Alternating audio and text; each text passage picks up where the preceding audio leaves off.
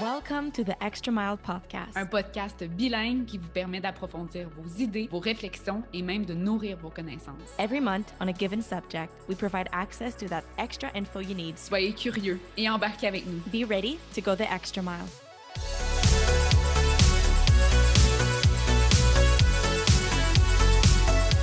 Donc, bonjour tout le monde, bienvenue à un autre épisode du Extra Mile Podcast. Aujourd'hui, on parle d'un sujet qui est tellement d'actualité.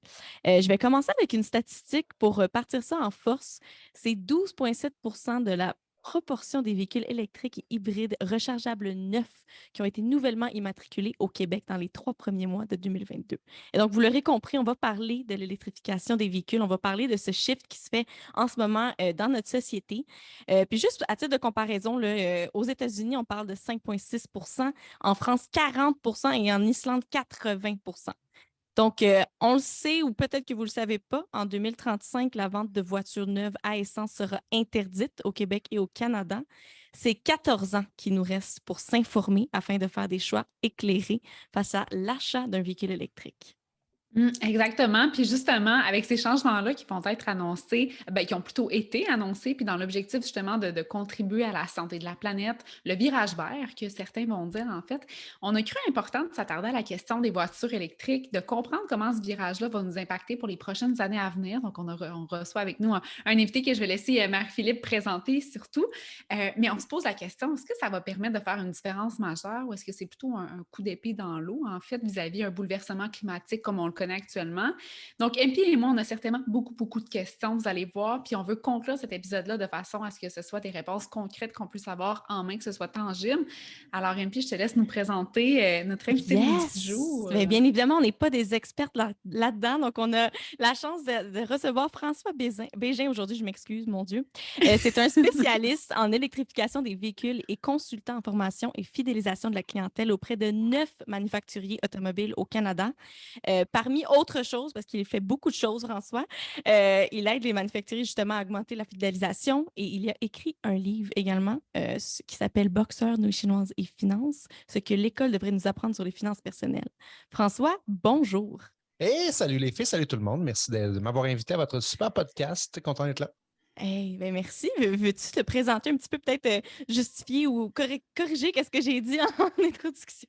Ben là, je t'écoutais parler de moi, puis c'était parfait. Là. Je sais comme, that's all me. Moi, j'ai une feuille de route un peu atypique, effectivement. Depuis 20 ans que je travaille dans le domaine automobile et finance. Fait que c'est un mix des deux. Vous le savez, acheter une voiture, c'est un gros investissement dans notre vie. Fait que faut le prévoir, le budgéter, le réfléchir, faire des bons choix. Donc, je me suis spécialisé vraiment dans ça, dans accompagner les manufacturiers pour optimiser la fidélisation de la clientèle avec des produits de rétention, avec de la formation de leurs employés en concession également. Fait que je suis un touche-à-tout, mais je suis un consultant, puis j'aide, dans le fond, les différentes concessions avec qui j'ai la chance d'avoir des mandats là, à optimiser le tout. Fait que ça, c'est ce que je fais depuis en fait, j'ai accumulé divers parcours. J'ai été vendeur de voitures au début de ma carrière. J'ai fait du financement aussi par la suite, que ce soit hypothécaire, finance personnelle. J'ai aidé des gens aussi avec des difficultés financières à retrouver le droit chemin. J'appelais ça des grands brûlés de la finance, des gens qui ont passé proche de la faillite ou qui ont fait faillite avec des taux hypothécaires à 18, 19, 20 très élevés. Et c'est là que la passion de communiquer au niveau des finances perso, parce que tu mentionnais tantôt, Marie-Philippe, le titre de mon livre, Boxeur, nouilles chinoises et finances, parce que de ma génération au secondaire, on avait des cours d'économie familiale dans l'école, on apprenait à coudre des boxeurs, faire des nouilles chinoises. C'est tellement pas relevant, exactement. Pour sauver de l'argent ou faire un budget. Fait que j'ai dit, regarde, je vais le faire, ce livre-là, le fameux livre 101 de base qu'on devrait apprendre à l'école. Je me suis amusé avec ça depuis les 6-7 dernières années. Et puis j'ai vu que d'ailleurs ton livre se vend sur Amazon, côté 5 étoiles, c'est pas rien. Oui, c'est genre top seller. Là. Bonsoir. Ouais, je suis super intéressée de découvrir un petit peu tout ce bagage-là parce que ce que tu viens de reformuler un petit peu l'introduction qu'Empi elle avait faite pour mieux te présenter, moi je trouve que ça donne toute crédibilité, en fait, au sujet qu'on va aborder aujourd'hui, puis surtout le mix entre, parler de véhicules, ça va, de par ton métier, mais surtout de parler de finances, parce que veut pas, c'est de l'argent qu'on met soit d'une shot si on l'achète cash pour certains, si c'est possible. Sinon, tu sais, à tous les mois, hein, quand même. Puis, c'est quand même une dépense qui est importante. Oui, c'est un gros chunk du budget qui s'en va dans la voiture et toutes les dépenses connexes. J'ai vu d'ailleurs votre petit sondage, ça m'a fait bien rire. Oui, On en oui. reparlera tantôt. Oui. Mais il y a beaucoup de dépenses connexes reliées à une voiture. Puis quand on a la possibilité, il y a des gens qui demeurent en centre urbain qui peuvent profiter des transports en commun. Oui. Ben, tu sais, yes, t'es chanceux, profites-en s'il y en a pour toi. Si, comme moi, tu demeures plus en banlieue, je suis à 35 minutes du centre-ville de Québec. Je ne pourrais pas, dans mon travail, malheureusement, prendre le transport en commun. J'ai besoin d'une voiture. Et là, il y a plusieurs choix. Vous avez mentionné le deadline, le fameux deadline de 2035. Ça Yes. fait tellement peur. Oui, ben là, tu l'as amené frightening. C'est comme 2035 Hein? dans 14 ans. Mais en réalité, il faut comprendre que oui, les manufacturiers devront vendre des véhicules électriques entièrement en 2035, mais il va rester des véhicules à essence quand même, le temps que la flotte de véhicules d'occasion vienne à échéance. Parler d'un 10, 15, 20 ans après. Donc, on n'a pas fini de voir des voitures à essence sur nos routes. C'est une bonne chose d'électrifier les transports parce que oui, au niveau environnemental, on pourra en reparler également, mais il y a beaucoup d'avantages. Il y a une autre chose, un autre phénomène qui est parallèle à tout ça, puis que je pense un petit peu les technologies dans l'automobile ont amené, c'est tout à côté des voitures autonomes, la conduite automatique. Eh oui. Et ça, les filles, on va le vivre, là, ça s'en vient, c'est à nos portes. Fait que très intéressant, tous ces changements-là. Mais François, là, mettons, tu sais, je pense, Elsa et moi, on est de la tranche d'âge qui ont leur première auto ou leur deuxième auto. Ouais. Puis là, on entend toutes ces statistiques-là face au changement de l'électrification des véhicules. Puis ça crée un peu de panique, je crois. Il y a autant le côté économe qu'on vient de discuter un tout petit peu, mais le côté urgence climatique que les jeunes ressentent beaucoup. Puis je pense que ça manque aussi d'un manque d'information. Fait que de où on part avec toutes les informations qu'on peut trouver actuellement, là, quand on veut faire peut-être une recherche sur l'achat d'un premier véhicule électrique, comment qu'on fait ça? C'est quoi les critères à savoir? La première chose, tu l'as nommé, c'est de faire des recherches. Mhm. Je pense que de se garrocher dans un concessionnaire d'un matin puis de surfer la vague, de dire il y a des véhicules électriques, go, je m'achète ça, sans le réfléchir, sans s'informer, sans poser des questions, bien, vous risquez de peut-être regretter votre achat. Mhm. Moi, je dis souvent dans mes formations, pour un conseiller aux ventes ou peu importe ce que tu fais, trouve à découvrir les besoins d'abord et avant tout. Toi, comme consommateur aussi, tu devrais prendre une minute pour réfléchir à c'est quoi mes besoins, qu'est-ce que je fais avec ma voiture. Est-ce qu'une voiture électrique peut combler ces besoins-là maintenant que les véhicules qui sont disponibles? On parle de capacité de batterie, entre autres, au niveau du range. Hein? On a des Ouais. véhicules, là, présentement, c'est plus du 400, 500 km d'autonomie. Est-ce que ça, c'est suffisant? Puis l'hiver, au Québec, on le sait, là, avec les hivers qu'on a, on coupe ça en deux. Donc, c'est plus du 400-500 kg d'autonomie, c'est peut-être du 250, 300 km d'autonomie. Donc, est-ce que ça correspond à vos besoins de 1? Ouais. Est-ce que tout le réseau de recharge correspond à vos besoins aussi par rapport à vos habitudes? Moi, dans mon ancienne vie, je faisais 45 000 km par année. Je parcourais le Québec au complet. Je ne me serais pas vu aller dans le fin fond de la Gaspésie dans le temps avec une voiture électrique. Maintenant, le réseau s'est développé, il continue à se développer. Peut-être juste pour parler d'une petite statistique, mettre des chiffres là, sur justement les recharges. Je pense qu'en ce moment, il y en a entre 5 000 et 6 000. Mais Hydro-Québec prévoit qu'il devrait en avoir beaucoup plus que ça là, d'ici 2030. Là. Ça grossit d'année en année. Juste le réseau de Tesla, pour ne pas le nommer, a fait un bond fulgurant. Dans la région de Québec, moi, quand j'ai commencé à rouler en voiture électrique, il y a 3 ans, il y avait un superchargeur dans la région. Maintenant, il y en a 5. À l'aide. Oui, à l'aide, tu as raison. Il fallait le planifier, il fallait le prévoir. Moi, je suis chanceux, j'ai une borne à la maison, mais les gens en condo, je pense à ma cousine qui est dans le coin de Gatineau, ne peut pas avoir de borne dans son condo. Fait qu'il faut tout le temps qu'elle soit à la recherche d'une borne sur son trajet ou de planifier ses trucs. Mais elle l'a réfléchi, son achat, elle l'a pensé, puis elle ne l'a pas regretté. Donc, c'est ça. Moi, j'invite les gens vraiment, surtout dans un gros achat comme ça, puis vous ne voulez pas regretter un achat d'automobile. Parce que regretter un achat d'automobile, ça veut dire perdre des milliers de dollars, right? Alors, tu ne veux pas perdre des milliers de dollars dans ta vie. On dirait que les gens vont acheter une voiture et par la suite faire un achat immobilier pour choisir la maison qui a la borne. Mais je dirais jusqu'à dire que moi, ce que j'ai lu et ce que j'ai vu, c'est que tranquillement, oui, il y a ce virage-là qui se fait, mais il y a de plus en plus, comme moi, par exemple, l'immeuble à condo de 2010 que j'habite a des bornes électriques à l'intérieur dans les stationnements souterrains, ce qui est bon. Mais là, ce qu'on voit, c'est qu'il va y en avoir de plus en plus des nouvelles constructions qui vont considérer justement l'implantation de bornes électriques. C'est obligatoire, Elsa, maintenant. Le Code du OK. bâtiment de Québec, là, je ne peux pas dire pour l'Ontario, mais au Québec, c'est rendu obligatoire. Il faut que tu prévois ton filage pour permettre l'installation d'une borne dans le futur. Oui, c'est intéressant. Which is good. C'est bon, ça. OK, parce que moi, je voulais faire un petit parallèle avant qu'on tombe dans des questions un petit peu plus pointeuses, à savoir comment on détermine la bonne voiture pour nous. En fait, avant tout, avant de déterminer si on choisit un véhicule électrique, de savoir ce que ça correspond à nos besoins. Hein? Si on a besoin de faire 45 000 km se rendre à Saint-Lin-Lin, les Meumeux, c'était pas l'idéal. Hein? C'est où ça sur la map? Je ne suis pas sûre. Un peu à la gauche, à la droite. Oui, mais moi, ce que j'allais dire, c'est que j'étais pour changer de véhicule, en fait. Puis je trouve ça cool qu'on en parle parce que c'est un enjeu d'actualité dans lequel j'ai été prise.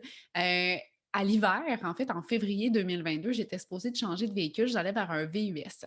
Puis écoute, étant donné, bon, tout est super lent en ce moment, je ne le recevais pas avant juillet. Donc, on s'entend que de février à juillet, j'ai eu le temps de réfléchir à mon nouveau véhicule. Puis là, avec tout ce qu'on nous annonçait, l'essence, le prix de l'essence qui montait de façon fulgurante, moi, écoute, ça m'a fait peur un petit peu.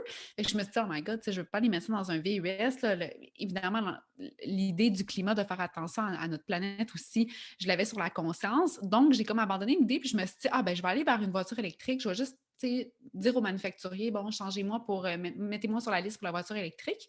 Chose que j'ai finalement annulée pour juste garder la voiture que j'ai présentement. Pourquoi? Puis je veux qu'on en parle ensemble parce que je me dis, oh my God, est-tu juste trop tôt? Est-ce qu'il y a juste trop d'excitation autour des véhicules électriques? Là, on a vu des nouvelles comme quoi il y a une batterie qui a brûlé, il y a des petits risques ici et là. C'est pas plus avantageux économiquement encore. Fait que ça reste une grosse décision. Oui, mais est-tu encore trop tôt pour décider de choisir une voiture électrique parce qu'il n'y a pas assez de recherche et on n'a pas encore mis au point les meilleurs véhicules, notamment pour le Québec et ses conditions? D'hiver. Tellement. Oui, mais écoute, il y a 1 million de questions dans ta question, mais la première. Help! Ça, c'est moi. La première, c'est qu'est-ce qu'on fait en premier? Je pense que la première chose à faire, c'est le budget. C'est quoi ton budget que tu es prêt à allouer pour ta voiture? Puis là, les gens qui vont s'acheter une voiture électrique vont tout de suite réaliser que c'est plus cher qu'une voiture à essence. C'est sûr. C'est sûr, c'est plus cher. Les technologies sont nouvelles. Elles coûtent cher à développer. On est encore un peu des guinea pigs là-dedans. Mais je vais vous rassurer avec ça, avec l'autre volet, parce que ça fait quand même longtemps que c'est développé. Mais ceci étant dit, quand tu regardes ton budget pour la voiture, tu ne dois pas juste regarder le paiement mensuel de l'auto. Tu dois regarder également comment ça va me coûter soit de recharge électrique ou d'essence. Elsa mentionnait tantôt qu'un VUS, ça montait à 2,29 le litre ou je ne sais pas combien ça a monté dans votre coin, mais à 12 litres et plus le 100 km, c'est un pensez-y bien dans ton budget. Là. Il y en a qui se sont ramassés à avoir vraiment des problèmes financiers à cause que leur véhicule consommait trop. Puis, bon, il faut le réfléchir. Le prix de l'essence, est-ce que là, on voit que ça se calme présentement? Mais on aime ça jouer au yo-yo avec les consommateurs avec le prix de l'essence. Hein? Ça monte quand c'est les vacances, ça baisse quand on a moins besoin. Alors, c'est sûr qu'on est un petit peu à la merci des grandes pétrolières. L'électricité, le gros avantage qu'on a au Québec, rappelez-vous de Maître chez nous, hein, si vous avez connu Hydro-Québec. Ce slogan exactement. Mais c'est vrai qu'on est maître chez nous au niveau de l'électricité. On est vraiment précurseur mondialement de l'hydroélectricité. C'est une énergie qui est renouvelable, qui est propre. Et on paye des tarifs mondiaux qui sont vraiment ridiculement bas au niveau de l'électricité. Tellement. Faut pas que ça change. Il ne faut pas que ça change. Mais là, le gouvernement n'est pas fou à temps plein non plus. Vous parliez tantôt d'un pourcentage. Bon, je pense que c'est 10, 12, 15 là, de gens qui achètent des voitures électriques présentement. C'est une petite pointe de tarte qui n'a pas un gros impact. Mais mets ça à 50 mets ça à 100 Belle opportunité pour le gouvernement, ça. Parce que, une opportunité, mais pourquoi? Parce que quand je mets de l'argent, quand je remplis mon auto d'essence, là, sur le 1,70 le litre que je paye présentement, là, il y a un gros chunk de ça que c'est des taxes. Là.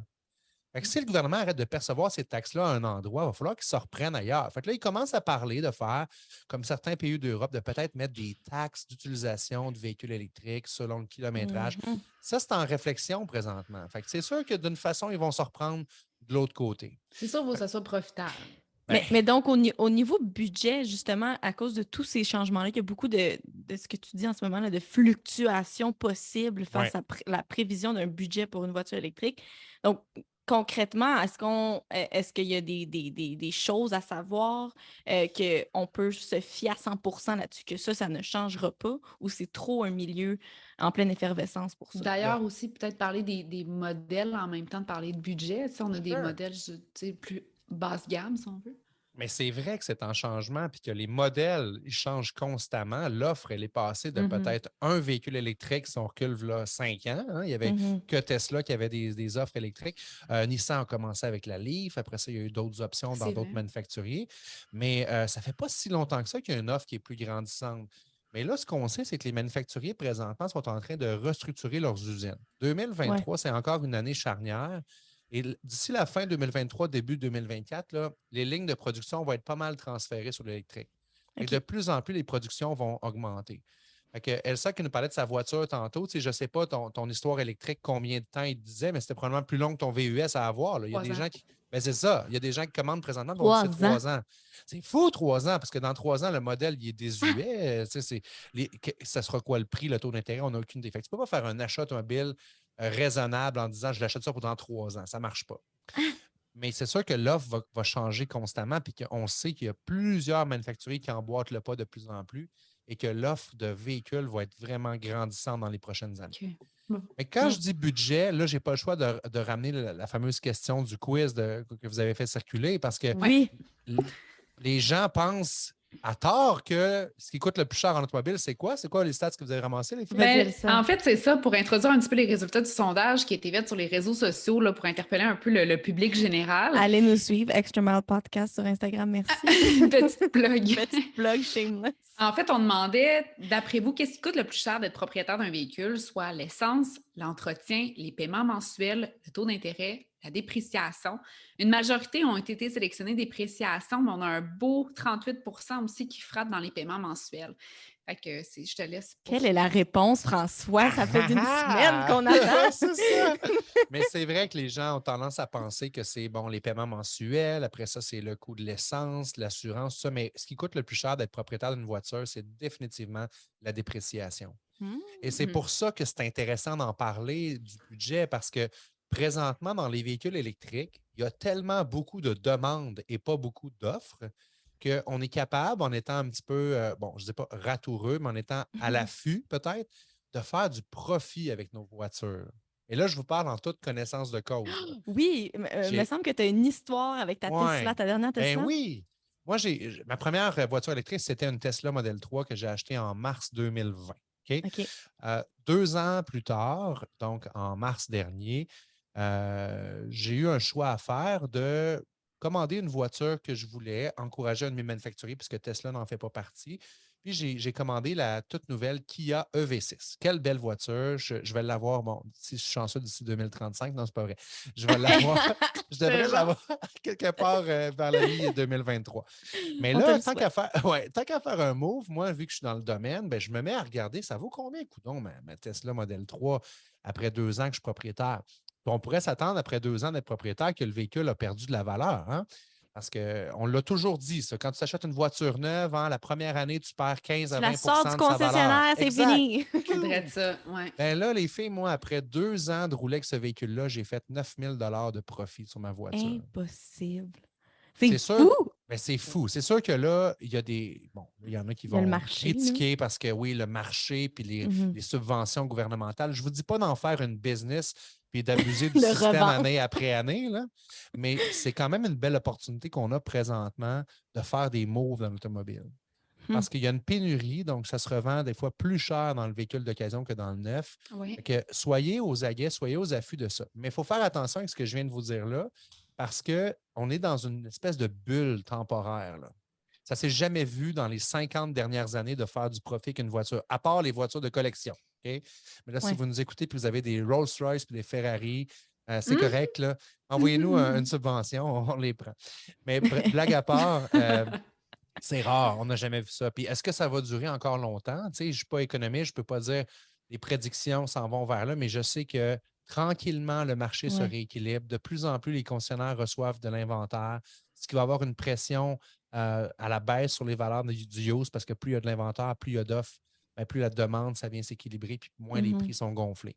Fait que soyez prudents, mais il y a des opportunités.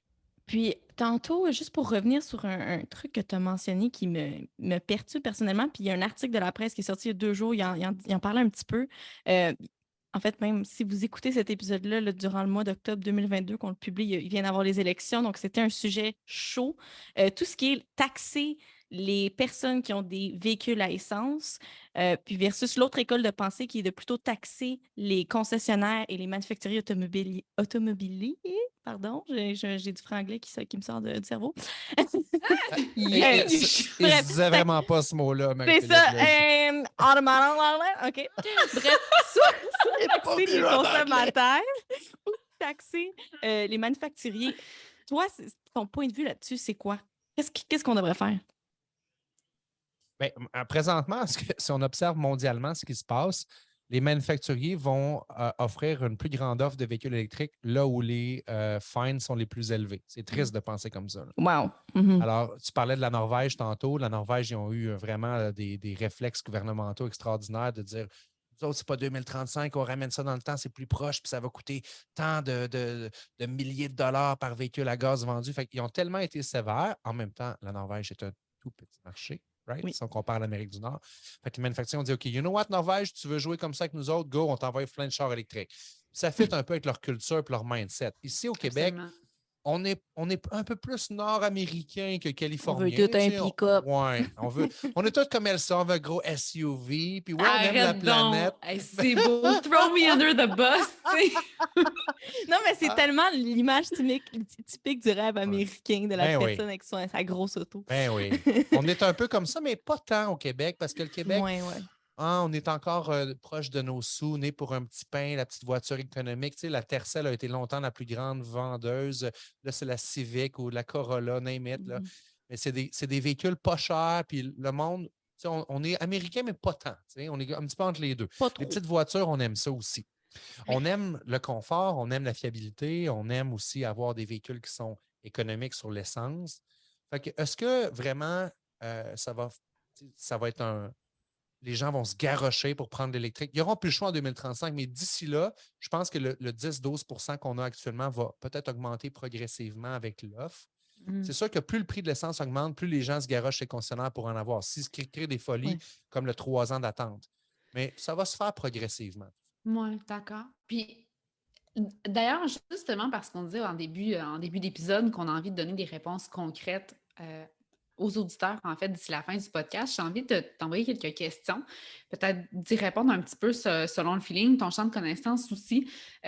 Tantôt, tu disais un peu les Québécois là, qu'on veut faire attention à notre argent, puis on est un petit peu plus conservateur. J'ai envie de m'adresser cette fois-ci, peut-être pas à dire les gens qui veulent faire attention à leur argent, mais des gens qui veulent faire attention davantage à l'environnement, dans leur choix de consommation, dans le minimalisme et tout ça. Tu sais, quand on parle de batterie versus l'essence, elle est où vraiment la grande différence au niveau de l'empreinte environnementale? Parce qu'on sait que les batteries aussi peuvent être nocives. Fait peut-être un peu pour répondre à cette question-là. Bien, en fait, la première chose, c'est est-ce que tu as vraiment besoin de changer de voiture maintenant? Si c'est juste pour le hype d'avoir un char électrique, là, tu ne contribues vraiment pas à la préservation de l'environnement parce que tu contribues à la surconsommation. La première question, as-tu vraiment besoin de changer de voiture? Une voiture de 10 ans, bien entretenue chez le concessionnaire, en respectant les normes de garantie, tout ça, bien, vous allez avoir un excellent véhicule entre les mains qui peut t'offrir encore longtemps si tu y fais attention. On est vraiment dans une mode de vouloir changer de voiture pour avoir le nouveau Python. Hey, le monde, il change de char pour avoir le Apple CarPlay présentement. Là. Sérieusement. Mais oui, c'est ça. Mais coupable, on est tous coupables de ça. On la veut, la technologie. Fait ça, c'est la première question. Quand ça, c'est répondu, après ça, bon, le grand débat infini de « Ah, mais les batteries, ça pollue autant. » OK. C'est vrai que présentement, la production, ça demande d'extraire des minéraux du sol avec de la grosse machinerie. Il y a du transport attaché à ça. C'est sûr que ce n'est pas une énergie qui est green. Là. Ça pollue quand même fabriquer une voiture. Les batteries, présentement, ne sont pas nécessairement récupérables. Ils travaillent à vouloir venir réparer une cellule défectueuse. Il y a des gens, là, je pense à véhicule électrique Simon André, là, que c'est des spécialistes là-dedans. Ils peuvent réparer des cellules, même que Tesla n'est pas capable de faire ça présentement, puis eux autres Mais le donc, font. les batteries actuelles, quand elles meurent, elles ne Ouais. sont pas récupérables. Présentement, c'est très compliqué. C'est très OK. complexe parce qu'on ne peut pas venir réparer la cellule qui est brisée. Fait que là, il faut essayer de Wow. récupérer des matériaux là-dedans. Puis c'est une opération qui est complexe, c'est une opération qui est polluante, puis qui laisse des traces dans l'environnement. Ça, c'est la photo actuelle. Mais on sait que cette technologie-là se développe à une vitesse grand V. Là. Genre, si tu écoutes le podcast dans 2 semaines, il est déjà désuet, ce podcast-là, en passant. Fait que, fait que ce qui s'en vient, c'est la capacité de pouvoir réparer les batteries, puis ce qui va prolonger la durée de vie. Les batteries, actuellement, ils ont une espérance de vie. On parle d'environ, là, je ne veux pas m'avancer, mais c'est facilement 500 000 600 000 km ce qu'on voit présentement. C'est quand même impressionnant ce qu'on peut faire avec ces batteries-là. Mais les prochaines générations de batteries, non seulement vont avoir un plus long range, on va pouvoir faire du 1000, 2000, 3000 km par batterie, mais ils vont avoir une durée de vie encore beaucoup plus longue parce qu'ils vont être moins susceptibles à perdre de l'autonomie avec les recharges.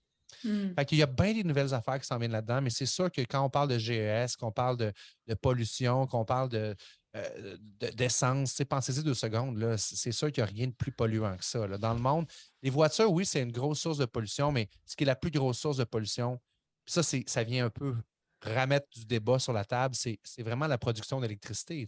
Au Québec, on est clean, mais en Europe, on parlait de l'Europe tantôt, il y a de la production électrique qui se fait avec des usines à charbon. Il y a de la production électrique qui se fait avec du nucléaire. Il y a bien des affaires à travers la planète qui ne sont pas aussi éco-friendly qu'ici au Canada. Là. Mais je sais qu'au Québec, je regarde les statistiques ici qu'on a notées, le 43% des GES proviennent des transports. Donc, c'est quand même pas rien. Puis je pense que c'est des statistiques qui nous parlent, mais bon, c'est sûr que c'est intéressant de savoir au côté batterie, nous aussi. Mais on rentre là-dedans, Marie-Philippe, quand on parle de transport, on parle évidemment les bateaux, les avions, ça pollue énormément.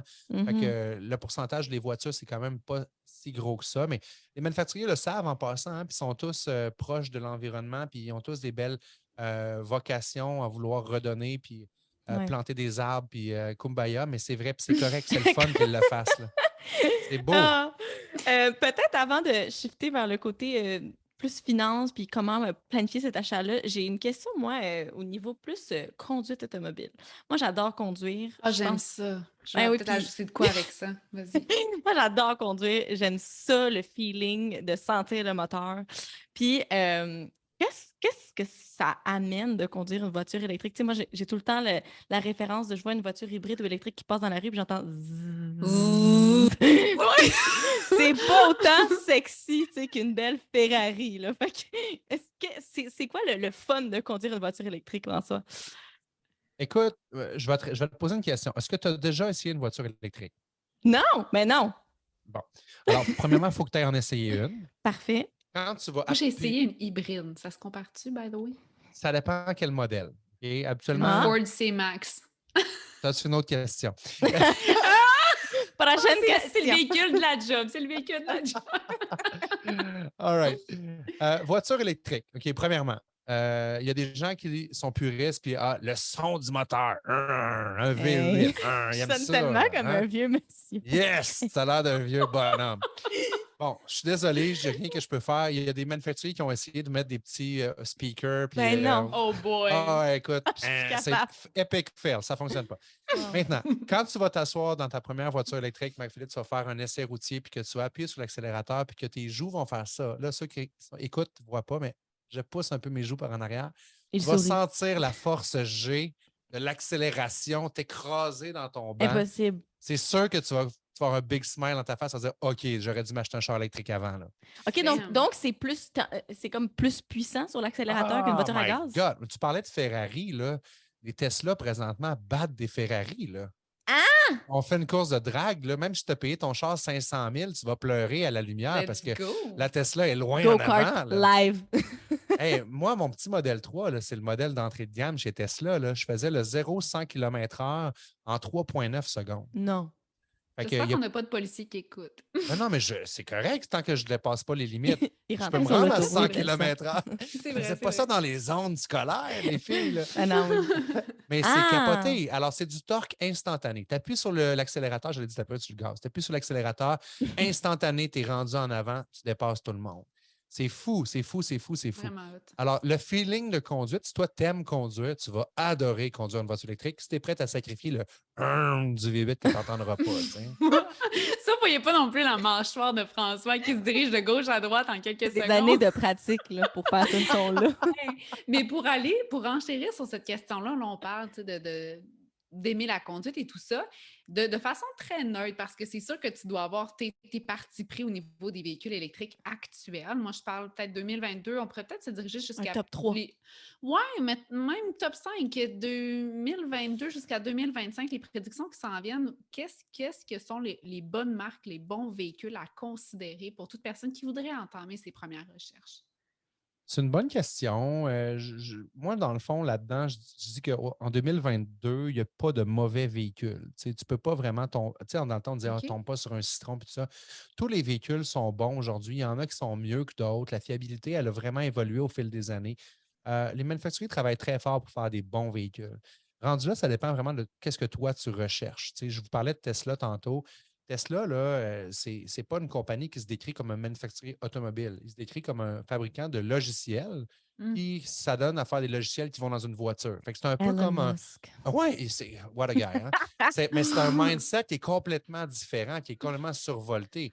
Mais c'est sûr que si toi, tu recherches la fiabilité, que tu n'aimes pas ça aller chez le concessionnaire pour des petits knick-knacks, peut-être va pas chez Tesla parce qu'il y a des petites affaires en cours de route que tu n'aimeras pas. Mais si tu achètes ça en toute connaissance de cause, puis que tu le sais que ça se pourrait que tes tables de suspension, tu les changes à chaque 30 000 km parce qu'ils sont faibles. Qu'est-ce que tu veux? Ils ont une faiblesse là-dessus de conception. Bien, va pas là. Mais sinon, pour tout ce qui est plaisir de conduire, logiciel, au niveau de technologie, ils sont 5 à 10 ans en avant de beaucoup Dans le d'autres fond, Tesla, manufacturiers. c'est une télé qui se conduit, si je comprends bien. Ben À chaque oui, fois que je vois la télé dans les Tesla, c'est tellement gros, l'écran est big, C'est effectivement. énorme. Ouais. Mais tu sais, je vous parlais tantôt de conduite autonome. On va y revenir là-dessus parce que Ouais. c'est vraiment là que le futur se joue. Au niveau des autres marques, tu sais, je vous parlais de la Leaf tantôt. Leaf qui a été un des premiers joueurs. Nissan, ils ont fait des grosses recherches, ils ont amélioré le produit. Tu sais, c'est pas mauvais du tout. Cette année, la Kia EV6, son pendant chez Hyundai, la Ioniq 5, ont gagné des prix au niveau meilleure voiture nord-américaine. Elle est belle en plus. Elle est superbe. Quelle voiture! Il faut être patient. Là. Vous avez comme 2 ans d'attente présentement avant de les avoir. Mais quelle voiture! L'autonomie, elle est sensationnelle aussi. J'ai eu la chance de l'essayer. Quelle voiture! Là, moi, présentement, depuis mars, je roule un Mustang Mach-E. Donc, sont belles. Ce n'est pas un coup de cœur pour moi sur la conduite. C'est sûr que je partais d'une Tesla. Il y en a qui vont dire, ah, moi, c'est le contraire. Tu vois, je suis parti d'une Tesla puis vers une Mach-E, puis c'est le meilleur achat que j'ai fait de ma vie. Ça dépend de ce que tu recherches. Moi, je m'ennuie un petit peu de ma Tesla sur le côté confort des sièges, électronique, technologie. Mais bon, ça, c'est des choix qui sont vraiment personnels. Ce n'est pas une mauvaise voiture que j'ai entre les mains présentement, mais différente. Puis ça dépend vraiment de toi, ton feeling. Je trouve ça drôle de voir des consommateurs acheter une voiture sans l'essayer, honnêtement. Tu sais, prends le temps de l'essayer, prends le temps de voir si tu vas l'aimer, si tu es assis confortablement. On est tous faits différemment, notre physionomie. Fait que va t'asseoir dedans plus que 3 minutes. Là. Ouais. Puis tu parlais en fait de voiture, justement, on parle de conduite. Tu disais de changer peut-être d'une Mustang vers une Tesla ou l'inverse. Mais moi, ce qui m'intrigue en ce moment, c'est que moi, j'adore la conduite de la Vaux. C'est pour ça que j'ai été vers l'européenne que j'ai actuellement. Mais ton Vaux, est-ce que tu retrouves son style européen dans la ID4 quand même? Spécial hein, comme design. Je n'ai pas essayé cette voiture. Elle m'intrigue. Moi, vous m'avez perdu. Là. C'est comme du chinois. Là. C'est quoi la ID4? Tu nous as perdu tantôt, on se venge. La ID4, c'est quoi ça? ID4. Un modèle de Volkswagen électrique. OK. Très, très futuriste. Tu sais, on dirait que les manufacturiers font comme, tant qu'à faire un char électrique, on va le réinventer. Alors qu'ils pourraient faire de quoi de plus simple, mais je pense qu'ils veulent amener l'industrie à un autre niveau, puis c'est bien correct. La ID4, ouais, c'est un beau choix. Bon, vous parliez de batterie, les filles, tantôt, de batterie qui pogne en feu. Mhm. Il y a tellement de mauvaises presses. Même Elon Musk, avec son système d'autopilote, se fait lyncher des fois par les médias. Oui, ça arrive, là, mais ça arrive aussi des véhicules à combustion qui vont pogner en feu. Là. Ça arrive Mais oui. encore moins souvent dans l'électrique, mais quand ça arrive, my God, vu que c'est l'électrique, là, ça fait les manchettes puis ça fait le front du Parce que journal. c'est nouveau, c'est Eh oui, inconnu. Bon, eh oui. ouais. Mais oui, il y en a qui, leur maison a passé au feu parce qu'il y a un défaut dans le système de recharge, comme ça arrive avec des véhicules à essence aussi. Tu sais. Ouais. Mais ça reste qu'au bout de la ligne, avec tout le nombre de kilomètres qui se sont faits, de millions de kilomètres à travers la planète en véhicules électriques, surtout avec les nouvelles technologies de conduite autonome, ben, c'est beaucoup plus sécuritaire que l'être humain derrière le volant. Désolé, là, vous avez beau être des bonnes conductrices, j'ai beau être un bon conducteur, on a été dépassé par la machine, on est beaucoup moins concentré sur la route, on a tout le temps des petits gizmos électroniques pas loin des doigts, on est tout le temps dérangé. L'ordinateur, elle, oui, elle va failer, mais beaucoup moins souvent que l'être humain. Je suis d'accord. Moi, j'ai une question qui me brûle les lèvres. Là. Moi, je viens de louer ma première voiture. Okay? C'était comme un milestone dans ma vie. Je capotais. Mais là, avec tout ce qui se passe, c'est sûr que ma prochaine voiture, j'aimerais ça peut-être aller voir hybride, électrique. Quand on vient de signer un bail, là, un lease, excusez, moi, j'ai jamais été en Ontario, un bail de 3 ans, par exemple, 3, 4, 5 ans. Et que là, on sait qu'il y a un temps d'attente de 2-3 ans pour les véhicules électriques. Comment qu'on planifie ça? Est-ce qu'on va tout de suite voir un concessionnaire, on signe pour nos papiers 2-3 ans, puis let's go, on s'assure d'avoir le budget dans 3 ans? Les concessionnaires qui ont des carnets de commandes comme ça, qui sont vraiment à long terme, là, plus d'1 an, ne te feront pas signer de papier d'achat présentement. Tu ne signeras pas un contrat en bonne et due forme. Tu vas signer plus un papier de réservation. Il y en a qui vont peut-être te demander un petit dépôt, un petit acompte, mais ça, c'est remboursable si jamais tu changes d'idée en cours de route. Maintenant, la bonne pratique, je pense, pour respecter le travail de tout le monde, c'est pointe-toi pas dans 10 concessionnaires différents pour réserver 10 voitures différentes. Fais ton shopping, puis quand tu seras assis sur un modèle, commande ce modèle-là, puis attends-le. Mais oui, même si ton lease finit dans 2 ans, dans 3 ans, le timing est définitivement bon présentement de commencer à te magasiner ça et d'aller te réserver quelque chose. Intéressant. Ouais. Je prends note. Mais honnêtement, ça répond à beaucoup de questions qu'on avait. Je trouve ça tellement rafraîchissant et plaisant, surtout qu'on m'appelle, parce qu'on peut tellement avoir du fun dans tout ça. Là.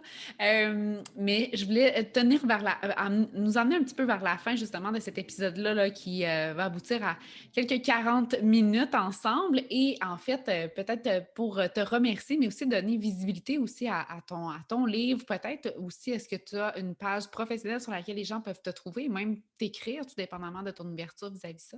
Ben, ça va me faire plaisir de recevoir vos commentaires, insultes ou trucs Nintendo. Non, pas d'insultes, s'il vous plaît. Vous êtes mieux que ça, vous êtes mieux que ça. Vous êtes mieux que ça. Extra Mile, come on. Moi, j'ai mon livre qui est en vente sur mon site web, qui est françoisbégin.com. Vous pouvez me retrouver là-dessus. Vous pouvez communiquer avec moi sur Facebook. Je suis bien Facebook. Je ne suis pas encore un Insta-babe. Peut-être que ça viendra. Mais, tout pour. On en reparle. Fait que non, c'est ça. Mais oui, ça va me faire plaisir si vous voulez échanger là-dessus. Vous avez des idées à me proposer, quoi que ce soit. Ça me fait toujours plaisir de vous jaser. Puis mon livre, comme tu disais tantôt, Elsa, il est sur Amazon également. Fait que ça peut se faire là. Amazon version électronique, puis sur mon site web version exact. J'ai vu Kindle aussi. Puis ton livre, François, en quelques mots, qu'est-ce que tu adresses dans ce livre-là? Puis c'est pour qui? À qui ça s'adresse, en fait? Ben, tous ceux qui se sentent pas bons avec leurs finances personnelles. Fait que ça peut Peu être importe toi, l'âge. peu importe l'âge, ça peut être ton filleul, ça peut être ton petit-fils, peu importe ton âge. Si tu as quelqu'un autour de toi qui struggle avec ses finances personnelles, tu veux lui faire un cadeau sans trop être méchant. Tu sais, c'est comme, voici, t'es pas bon, achète-moi ça. Mais c'est parce que je l'aborde d'une façon, tu sais, relax. Mais comme je vous parle là, tu sais, je ne me prends pas au sérieux, puis des études de cas qui sont faciles à comprendre. Je t'amène à vouloir aimer faire un budget. Personne n'aime ça faire un budget. Quand je fais une conférence là-dessus, je dis aux gens, barrez les portes, là, on va parler de budget. Absolument, les gens sortent tous à ce moment-là. Non, mais c'est ça. On fait ça humoristique, on fait ça agréable, facile à comprendre. Je suis un bon vulgarisateur. Fait que j'ai été capable d'amener tout ce que l'école devrait nous apprendre, tu sais, mettre de l'argent de côté. C'est quoi le concept des intérêts composés? Pourquoi tu devrais commencer à épargner quand tu as 20 ans versus quand tu as 40 ans? Que ce 20 années-là va faire une grosse différence à ta retraite. Oui, je te parle de budget, je te parle de bureau de crédit là-dedans, je te parle d'endettement, d'hypothèque, de te mettre de l'argent de côté pour t'acheter une maison. Fait que je touche un petit peu à tout dans les finances personnelles. mais sans aller trop dans... C'est long, c'est endormant, puis c'est plate à lire. C'est un petit livre, pas trop de pages, avec bien des petites illustrations. C'est bien le fun. génial. C'est génial parce que souvent, justement, les gens qui sont moins enclins à s'intéresser aux finances ont besoin de livres et de contenus plus légers, plus loufoques un peu, si on veut, pour rendre ça plus agréable. Exact. 100%. Ben, Hey, François! crime! Hey! Hey! 40 minutes! Merci! On se serait parlé 4 heures, ça aurait paru comme 3 minutes. Merci, ça a été super C'est agréable. Vraiment. Moi, ce que je retiens, là, c'est que même si on entend tout le temps le fameux 2035, je pense qu'on a encore le temps de faire des décisions éclairées puis de regarder le marché. Ne soyez pas trop épeurés du 14 ans. Il reste 14 ans, tout le monde. J'espère que vous n'avez pas les écouteurs dans les oreilles. Ça risque de faire mal. Mais on s'excuse. Hey, merci tellement encore une fois d'avoir été présent. Puis à tout le monde, on se retrouve pour un prochain épisode du Extra Mile Podcast. Merci François. Ciao.